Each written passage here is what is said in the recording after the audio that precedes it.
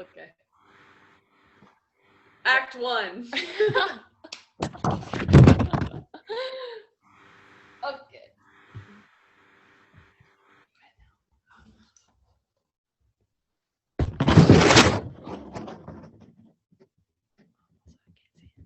My screen.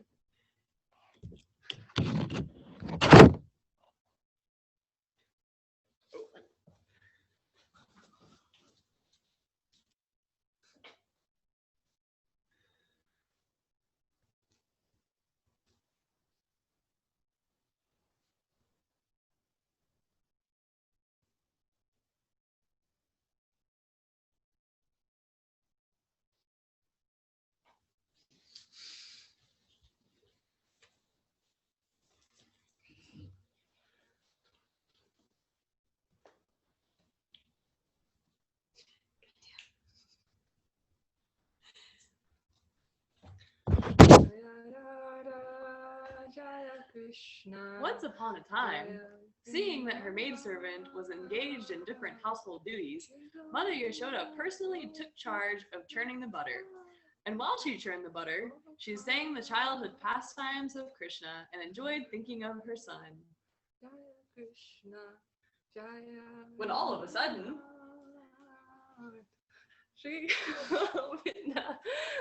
oh, Krishna, I'm churning butter for you. What is it? You want me to hold you? Okay, come here. Jaya Radha, Jaya Krishna, Jaya Vrindavan. Oh shoot! The milk is boiling over that I'm making for Krishna. I have to go get it. Sorry, Krishna.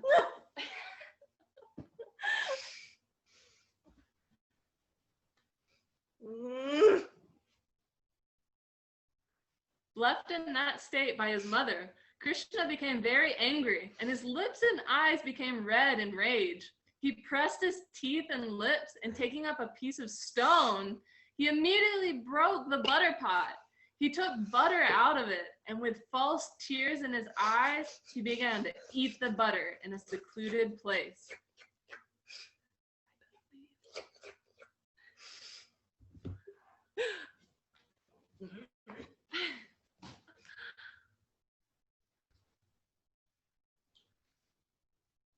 Oh, Krishna has broken the butter pot.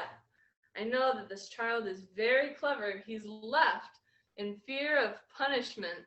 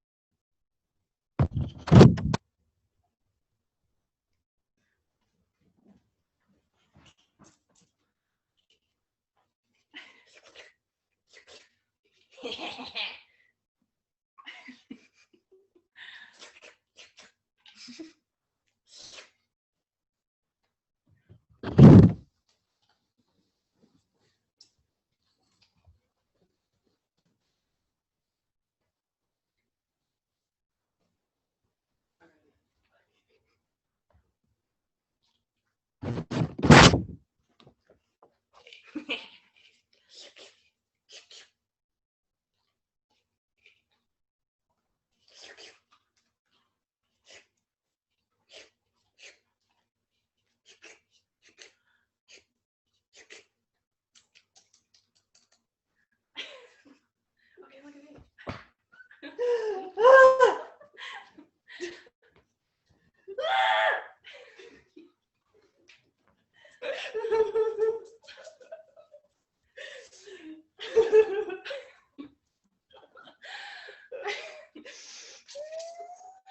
Oh, Krishna. I throw down my whipping stick because I can see you're very afraid. But what am I going to do with you? You're so mischievous and you break into the other Madhudi's rooms to steal their butter. You've broken my butter pot. I see no other alternative. I must tie you up.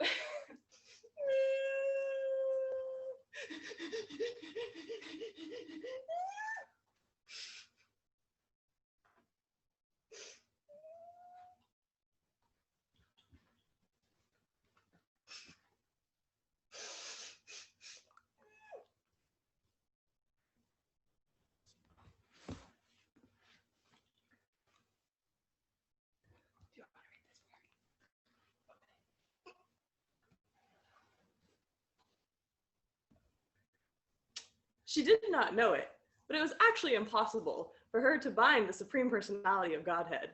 Mother Yashoda was thinking that I was her only child. She did not know that I had no limitation. There is no inside or outside of me, nor beginning or end. I am unlimited and all-pervading. Indeed, I myself am the whole cosmic manifestation. Still, Mother Yashoda was thinking of me as her child. Although I am beyond the reach of all the senses, she endeavored to bind me to a wooden grinding mortar.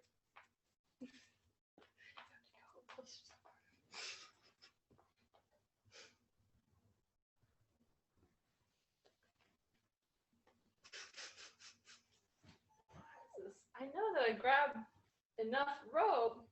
I'll have to get more rope. It's too short. It's 2 inches too short. I know that this will be enough. This will definitely be enough to tie Krishna.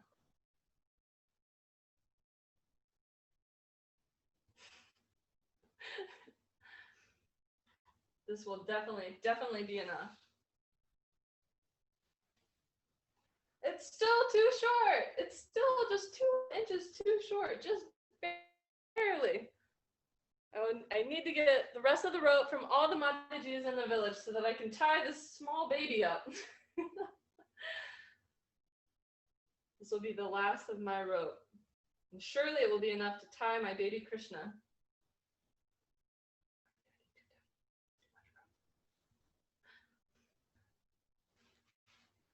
Oh, why is this rope so small? I've tied all the rope that I have, and still it's only 2 inches too short.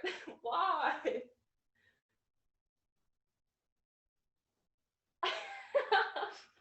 Krishna.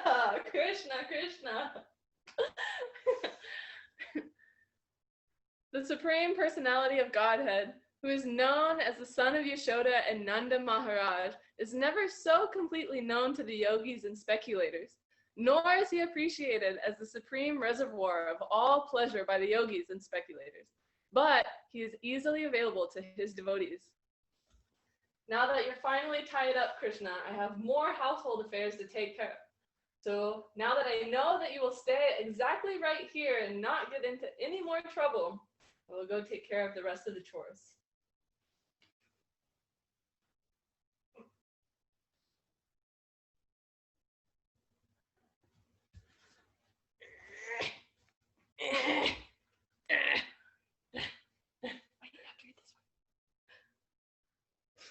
Mother Yashoda, first of all, left without feeding me sufficient milk, and therefore I broke the pot of yogurt and disturbed the stock of butter, and charity to the monkeys. Now she has bound me up to a wooden mortar, so I shall do something more mischievous than before. Seeing 2 Arjuna trees in the distance, Krishna crawled, still tied to the wooden grinding mortar, determined to knock the humongous trees down. There is a history behind the pair of Arjuna trees. In their previous lives, the trees were born as the human sons of Kuvera, and their names were Nalakuvara and Manigriva. Fortunately, they came within the vision of the Lord. In their previous lives, they were cursed by the great sage Narada in order to receive the highest benediction of seeing Lord Krishna. This benediction, curse, was bestowed upon them because of their forgetfulness due to intoxication. Thus ends the Bhaktivedanta amateurly acted out 9th chapter of Krishna book. Mother Yashoda binds Lord Krishna. Yashoda Damodar ki jai. That is so good. That is so good. That was so cute. India was the best actress. She's a good monkey. She knew exactly what to do. She did not forget I one know. single. She didn't seem like a dog. She seemed like a monkey completely. She was a monkey. She's my little Oh. monkey. That was beautiful. Very nice. Yeah, actually took us back to Vrindavan, the passing of Krishna. It was very nice. Oh, there. You see the claps over there on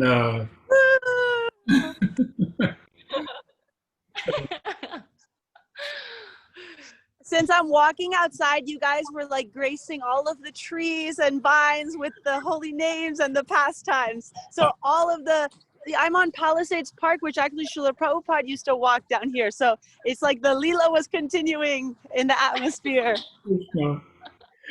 That is, Oh, I mean, that's a good, very good analogy and very good relating to the story, isn't it? You see huge trees at the back. That's true. Yeah.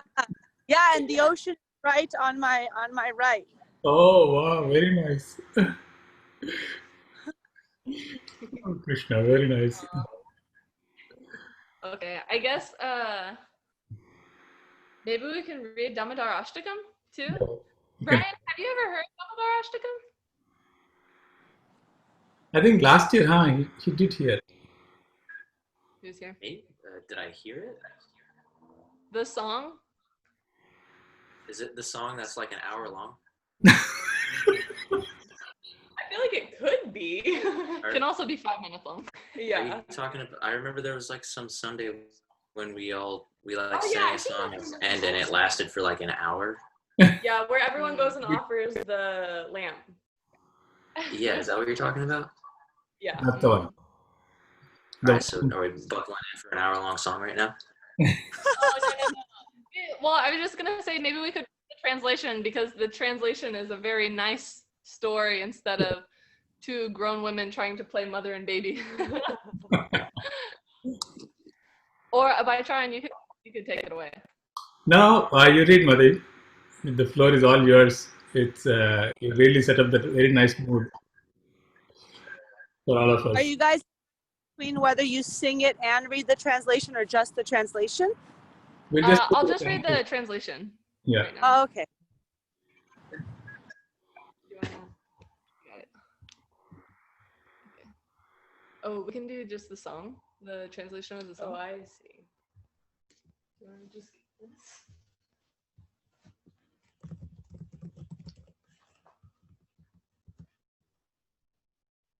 Okay, this is just the translation of the song, and me and Molly can just take turns reading it.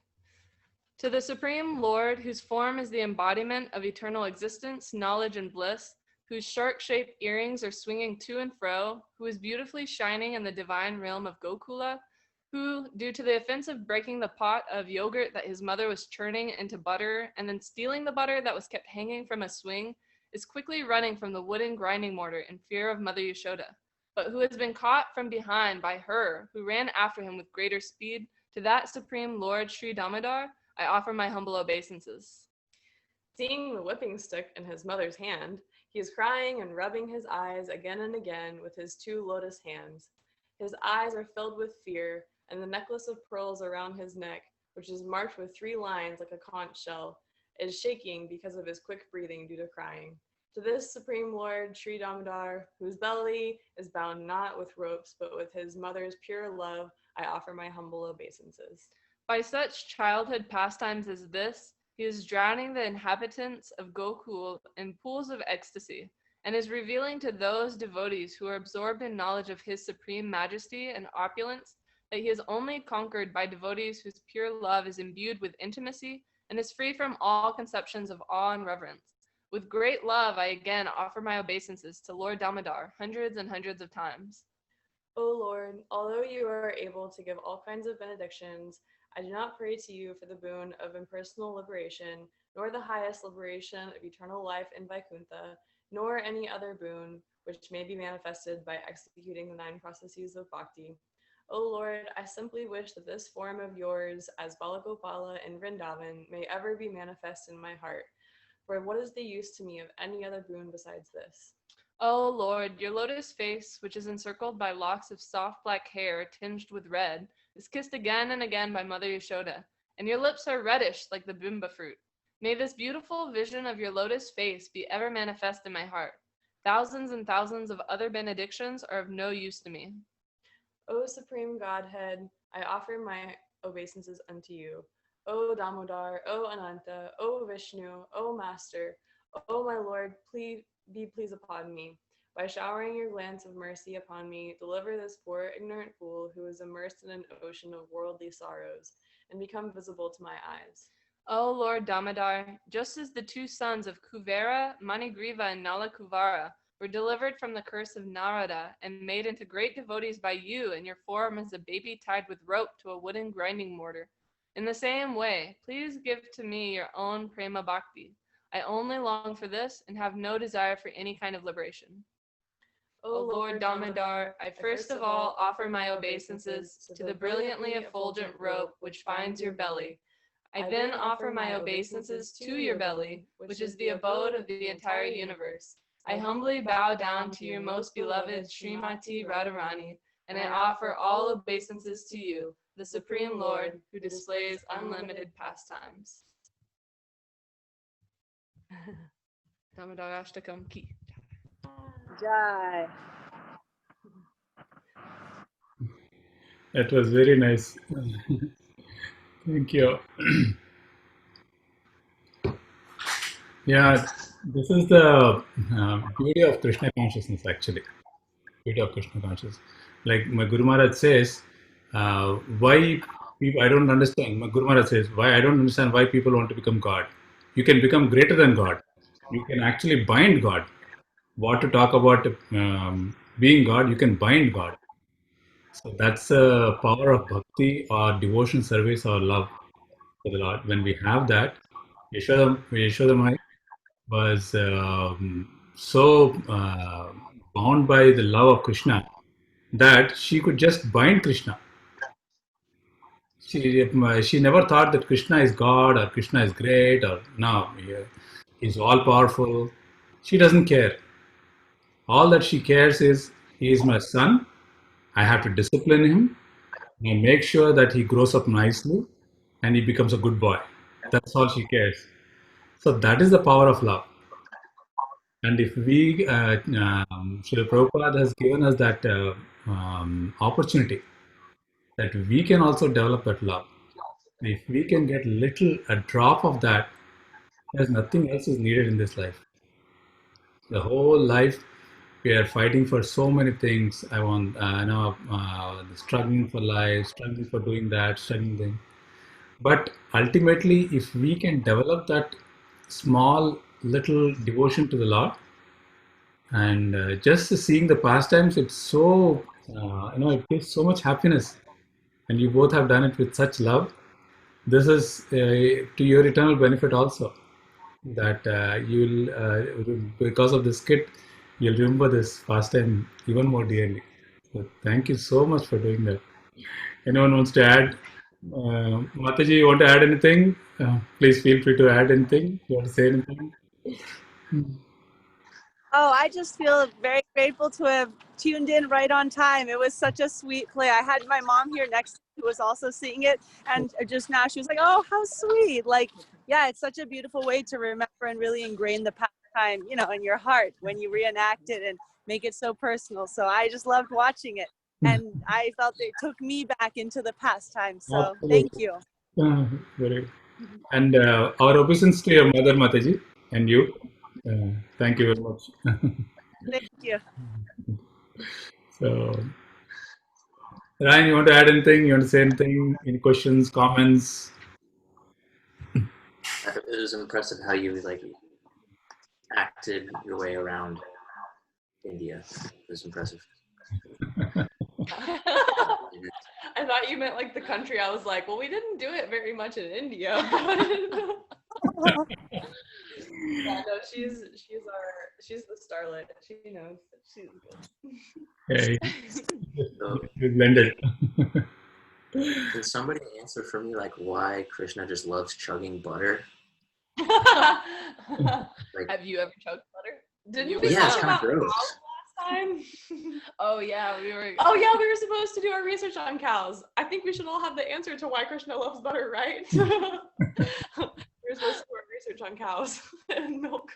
So, yeah, I'm sorry. Anyone wants to say? It's a very good question. Why Krishna loves butter? About Yes, Mataji, please go ahead. You'd like to share. it was really sweet. Also, I heard it and saw a little bit. I wanted to say one thing. Like Krishna is known as Makan Chor, which is the butter thief, and you were wondering how he likes to eat so much butter, and this kind of butter is like a sweet cream, Makan, like a type of creamy, sweet, delicious butter. I love butter, but sometimes I always think, okay, at least I have something in common with Krishna. I usually eat butter with butter, but anyway, Makan Chor. All glory to Makan Chor. Very I've never wonderful. heard that. That's wonderful. Yeah, as Mataji said, Krishna loves butter because, he's also a person. So just like we have a choice, he also has a choice. So he also likes to exhibit his choice. So that shows that Krishna is an independent person. We are independent people. So we have a choice. Krishna also likes butter. That's his choice. He likes certain things, just like music, or I like playing something maybe. So just like each of us have a choice, Krishna has also a choice. So that's his pastime. And we talk about his pastimes because actually our mood is also being with Krishna. All of us. Some of us know, some of us may not know. Yes, Mother, you're saying something? So some of us may know. Oh, sorry. Got Okay. So some of us may know that we love Krishna. Some of us may not know. But actually, we're all one family. Krishna and we are all one family. So by seeing such pastimes, our original relation with Krishna gets revived. So that's the reason why Krishna does all these pastimes. And that's another, I've heard one nice point from devotee, why Krishna likes butter. That's another philosophical way. The devotee's heart is like butter. Our heart is like butter. Right now, it's like a frozen butter, very hard. It's like stone. Our hearts are like stone.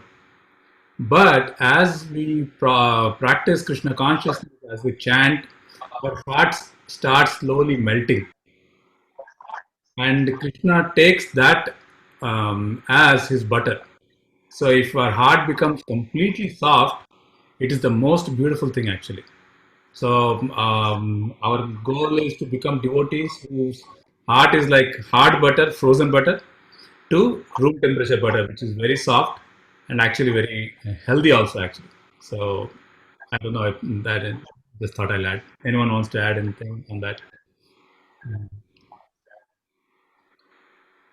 So that's what. And last week, our project was to also research on cows. Anyone had a chance to do that?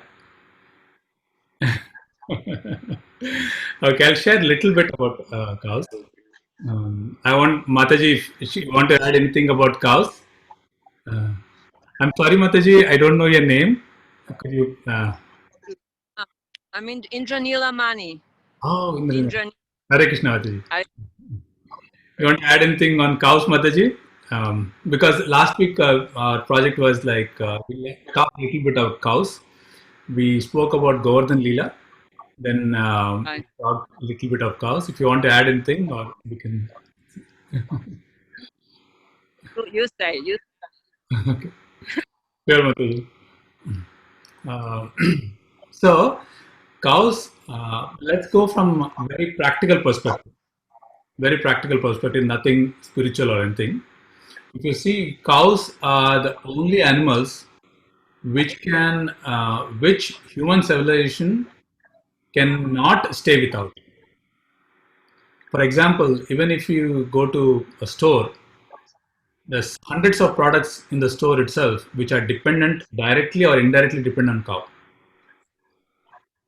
So, if we, as we were speaking last week, if we eliminate cows from the society, the whole human civilization will just crash on day one. You can remove anything else from the grocery store, but if we remove cows from the grocery store, then the whole civilization will come down.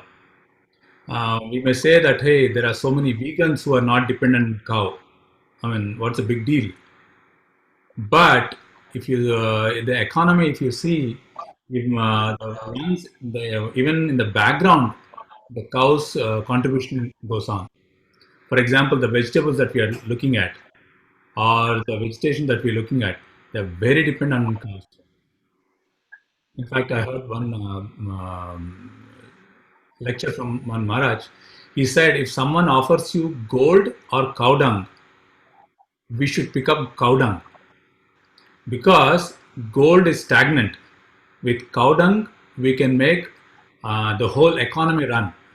Just like as we were sharing last week, if we have a small piece of land and one cow, then that's enough for a person to sustain independently of the whole economy.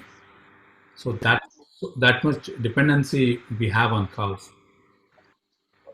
And I'll share one article later in the group that how one doctor, Ayurvedic doctor, wrote how dependent we are and the benefits of the cow in the human society. So that's just a couple of points on cows. And in fact, the milk, the butter, our scientifically or medically, it's mentioned that our body should have some product of cow at every time because human beings we need animal protein also.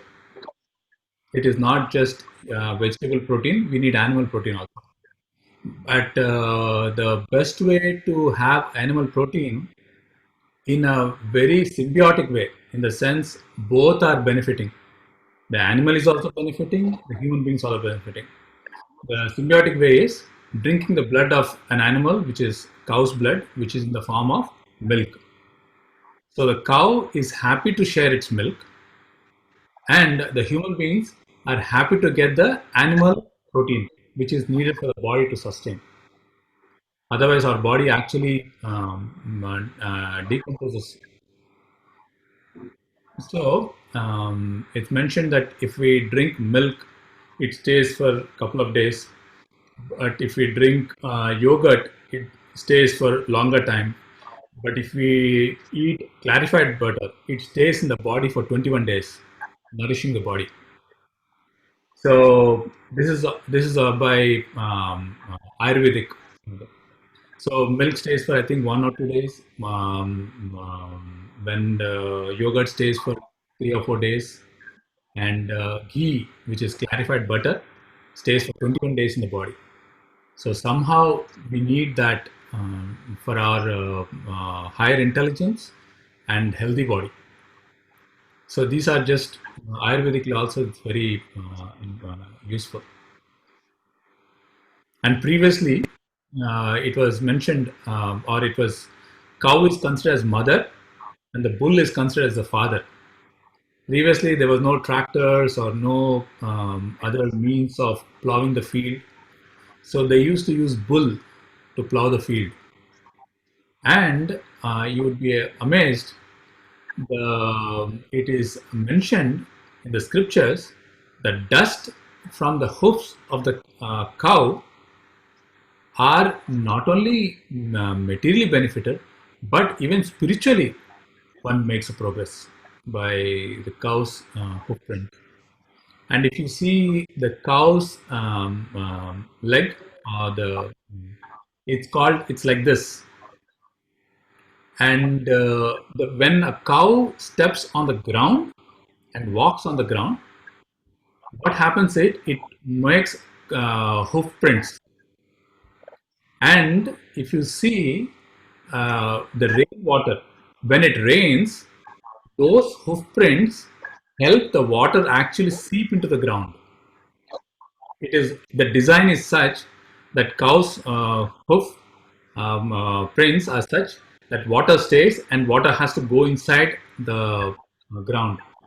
If you notice in your backyard or when you see the water when it rains, the rainwater doesn't just go inside; it just flows and just go to the sea. So what happens is if the rainwater doesn't go inside, our earth cannot hold that water. The soil cannot hold that water. It just drains away. But because of cows' hoof prints or something, though it's designed such that water actually seeps into the ground, and without any extra effort, that water is actually used by the plants and the trees to grow. So now, because cows are not there on the ground in our backyard or in the lawn, we have to artificially water the our yards. If we have cows, just the rainwater gets collected and stored in the soil, and the plants are able to take that water periodically without any extra endeavor. So that is why the cows and the bulls are used so that they graze the ground. There are, I mean, I can go on for hours together on this one. There is so much importance of cow, it's unimaginable. So, but spiritually also, it is mentioned that all the demigods reside in the cow. So, spiritually also, if we are able to have access, and I'll tell you one story. I don't know if I shared this with you before. I'll tell you one story.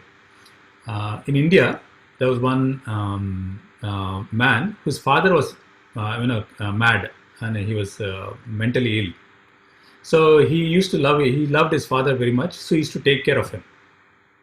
So, but one fine day he had to go out. So he had to leave his father at home. And when he went out for business, he came back after 3 days. When he came back after 3 days, his father just wandered around the street and he met with an accident. And he died immediately. And he was so devastated, the son, that for months together he was like in a depression. But then he said, let me do something for the society, maybe I can. So what he would do is, any mad person in the street or any crazy person, he would bring him home and take care of him. And so that would give him some relief that he is far, because he reminded him of his father. So, but over a period of time, what happened is the number of crazy people in his house started increasing, and they can't do anything better, right? So his house became a crazy place. So then he said, he thought of an idea. Okay, let me do something. I need to give them some service. So what he did, he had a goshala, that is cow shed. So he had many cows there. So he started engaging them in the goshala or the cow shed. And they would every day they were crazy, but they would love taking care of the cows. So they would give bath to the cows. They would take cows to different places to eat and all these things. And slowly and steadily, he realized that these people, their craziness is reducing. He doesn't understand what's happening. So then he started observing more and more. And within 3 years, he realized the people who started taking care of cows, they started becoming normal. And after 3 years, many people in that crazy people, they started becoming normal. They became regular, no therapy, nothing. He was shocked. I mean, then he realized that just taking care of the cows, those mental people who had mental illness, all went away. There was no medicine, no psychotherapy medicines or anything. Then he actually became famous that his crazy people in his home, they all became very normal. And now there is one therapy recently I've heard. There is therapy called as cow therapy. That anyone is going through depression or anything, they can be with the cow for some time. The depression goes away. It's a very well-known thing. But that's not true with most of the animals. But cows, that's so maybe some. Yes, Mataji. I just remember a story that I heard on the news. I think it was during the summer, or it could have been even longer ago, and that I may have told already. But they did just like a very short story on how now with all of like the new milks and like people being vegan and everything, like there are a lot of farms. I think they were talking about in the UK maybe, or it might have been in the United States. So like the farms have to shut down because there's not as much demand for milk. Correct. And just this one reporter did like a little segment with a guy where she stayed with the farmer and she just asked him like how it affected him, and he was like, I mean, honestly, it's really sad. Like I have to sell my cows, and they probably have to go to slaughterhouses, and like I don't want that. Like I'm happy to take care of them. And just the reporter, she was like, yeah, honestly, throughout the few days that I stayed with him, he was truly the happiest whenever he was caring for his cows.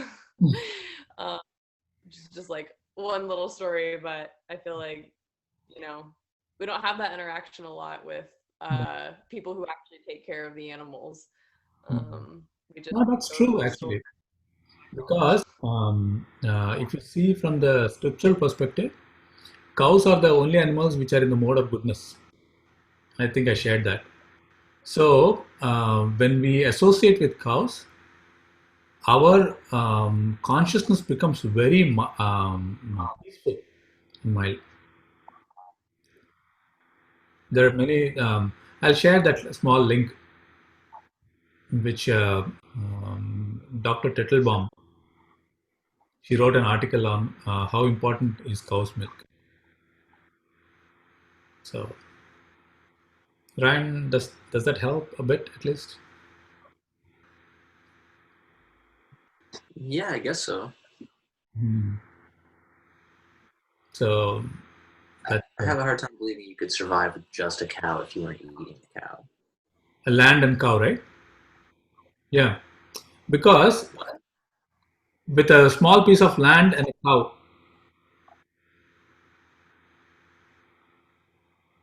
that's if that is the if the whole world goes to say for example the third world, mm, some war or something, there's absolutely nothing to take care. If a person has a cow and a small piece of land, he can independently survive. Of course, it is not will have all the luxuries. I agree with that part. We can't have luxuries, but a simple life, a person can comfortably survive. That is the point. I mean, internet and all those things may not be there, but but the point is, for survival, human civilization can easily go through. Fine. So that's. But any other animal, for example, a lion, for example, just for the sake of it, if you have a lion and a piece of land, we can't. Maybe we won't be able to survive because both are needing something to get from. Like for example, cow having a cow, you can get all the food taken care of, and its cow dung can be used as a manure for the land, and the land can be grown with wonderful vegetation. So that way we'll get food and milk, and the cow also survives just on grass. All that it eats is small piece of grass, little grass. It doesn't need anything else. There's no need for corn. There's no need for any fancy food for that cow. All that it needs is grass. Why not goats? Yes, goats can also, but you cannot. It's not replaceable. That's the point. You can live without a goat, but you can't live without a cow. That's the point. Because if you see cows, the amount of milk they can deliver to its baby and to the whole family. And cow's milk is way better than any other milk. Of course, there is buffaloes, there is goats, um, but cow is exceptionally different. That's the point. because this human civilization right now is killing cows like anything. I mean, it's very dangerous for the human civilization. It's very dangerous.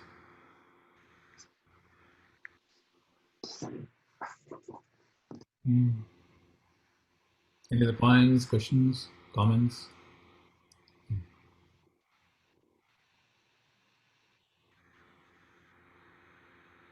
This is off topic, kind of, but kind of like you said, it's very dangerous for like the human civilization to kill cows. I feel like we're doing a lot of things just for human civilization and the earth in general that do not bode well. So that just sometimes makes me wonder, like, how do we really have, another like 400,000 years? Like, how is that possible for the earth to survive that long? That's right. That is true. In fact, we are doing so many things which are detrimental for the whole earth. What to talk about, just people in general, one or two people. That is a fact. But yeah, that's the time period given, Matu. No matter what we do, that time period will happen. There is no question, doubt there. The only thing is, it will become more and more difficult. It's Bhagavatam mentions that by the end of Kali Yuga, that is 400,000 years, if a person lives for 30 years, he'll be considered a grand old man. That's uh, that's what's going to. That's where it's going to. Wait, can you repeat that? Yeah. Cut out. Bhagavatam says, over a period of time, as time progresses to the next 400,000 years, 427,000 years, the person who lives for 30 years, 30, he'll be considered as a grand old man. So the lifespan will decrease. It will decrease. And people will not have enough food to eat also. They won't have milk, they won't have grains, they will become cannibals. People will become cannibals. So I mean, that's how the times are divided. It's nothing, but just like right now, it's cold outside, right? It's cold outside. So that's the nature. I mean, winter, being cold in winter is the nature. But we just wear a jacket.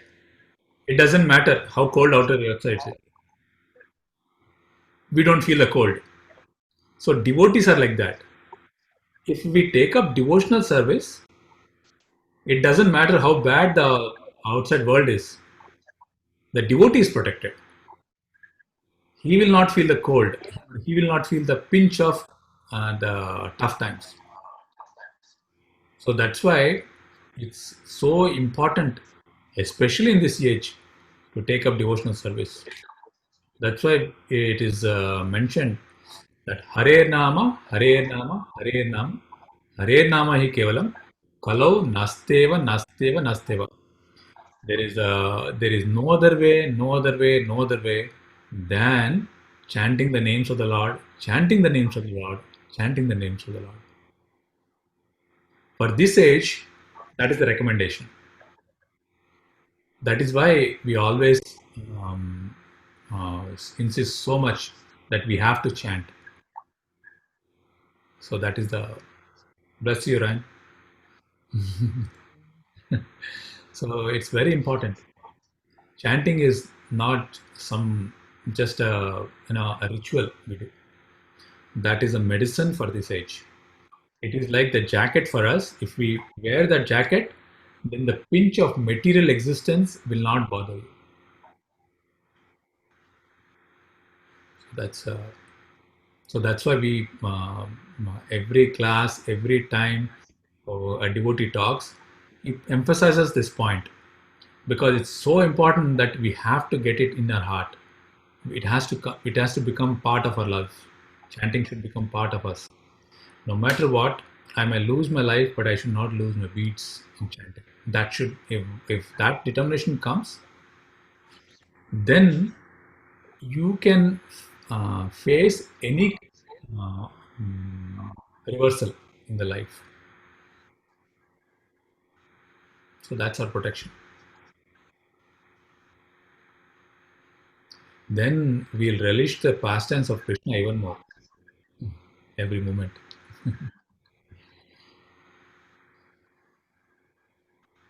Very nice. Any questions, comments? Should definitely admit that that skit was very nice. I'm happy I recorded it. Oh, yes, I should stop recording.